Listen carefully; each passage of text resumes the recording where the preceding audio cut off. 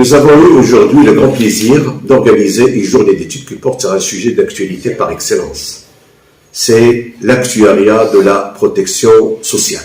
Un sujet qui suscite un débat, que ce soit au niveau du gouvernement, que ce soit au niveau de la société. On sait très bien que depuis le discours de Sa Majesté le roi Mohammed VI, que Dieu le glorifie, lors du discours du trône en 2020, qui a accordé une place de choix à ce chantier royal. La vision royale porte sur ce chantier d'actualité, c'est celui de la généralisation de la protection sociale et qui porte sur les éléments suivants. Tout d'abord, la généralisation de l'assurance maladie obligatoire. Et ensuite, on a la généralisation des allocations familiales. Et enfin, l'étendue de la liste des retraités plus l'indemnisation pour la première fois pour la perte d'emploi pour les personnes actives. Donc l'objectif et le résultat attendu de cette généralisation de la protection sociale, c'est en quelque sorte, pour nous en tant qu'économistes, c'est une redistribution de revenus, c'est d'essayer par tous les moyens de lutter contre la pauvreté, d'éradiquer cette pauvreté et de lutter contre la précarité d'une catégorie de la population. Donc cette vision noble de royale vise bien sûr d'améliorer le niveau de vie de la population et d'accéder donc pour cette population défavorisée à des soins, à des services sociaux de première nécessité. Dès lors, plusieurs interrogations nous interpellent. La première question, quelles sont les conditions préalables pour la réussite de ce chantier royal? Deuxième question, l'arsenal juridique est-il suffisant pour accompagner la réussite d'un tel chantier?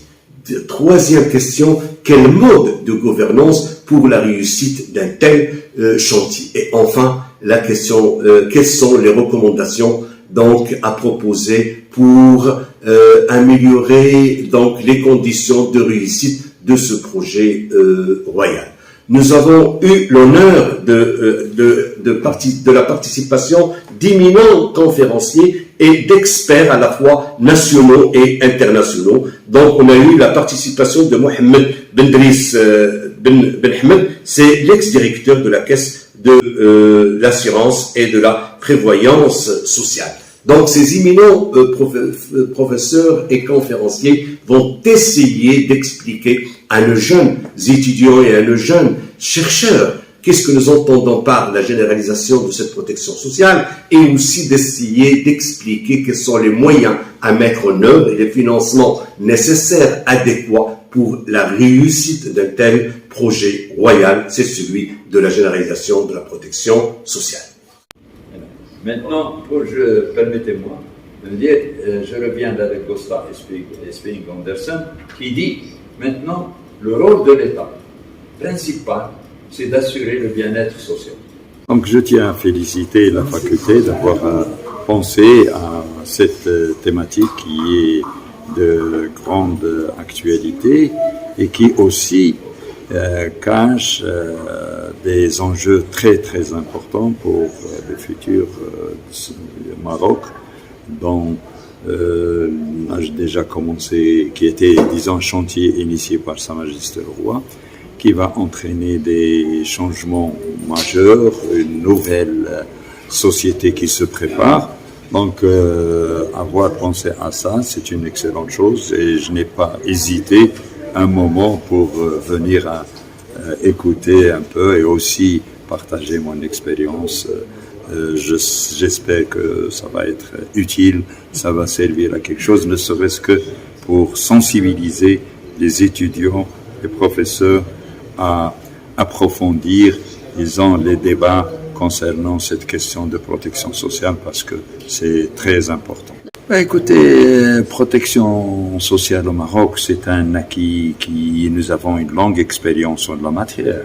Nous avons, vous l'avez vu, la Caisse marocaine des retraites a été créée en 1930. Donc, nous avons une expérience, nous avons une maîtrise également de la technicité des régimes. Mais je pense que maintenant, le moment est venu pour revoir le paysage de la protection sociale en fonction des choix politiques, notamment exprimés par Sa Majesté devant un Maroc nouveau, un Maroc moderne, un Maroc prospère, solidaire, etc. Disons, le débat a commencé avec le nouveau modèle de développement. Maintenant, il faut continuer et repenser. Je pense que nous avons besoin de repenser les systèmes de protection sociale en fonction de ces nouveaux objectifs.